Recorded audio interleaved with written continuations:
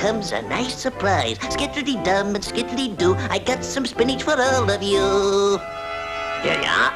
Pip-eye, Peep-eye, Pup-eye, and Poop-eye. But we hate spinach.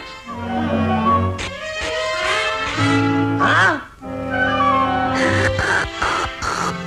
You gotta eat your spinach if you wants to be strong like your great Uncle Hercules.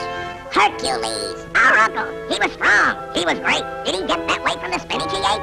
Certainly, it's a hysterical fact. I'll tell you the story how it happened. Once upon a time, a long time ago, in a distant land far away, there lived the strongest man in the world, and the people's best friend, Hercules.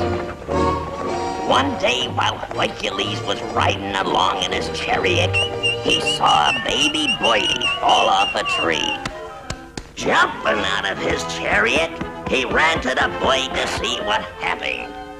Now, so's he can help the birdie, he has to get strength. So, he takes a piece of strong garlic and sniffs it.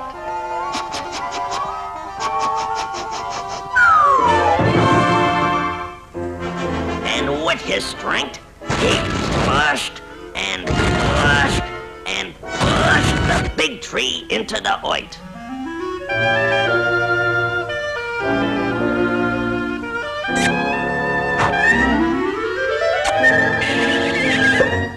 Hercules was awful strong, but very tender. It was garlic that made him strong. Where does the spinach part belong? Don't come to inclusions. You ain't heard everything yet. Like I was saying, one day, a big, bull-headed bully come to Hercules' neighborhood.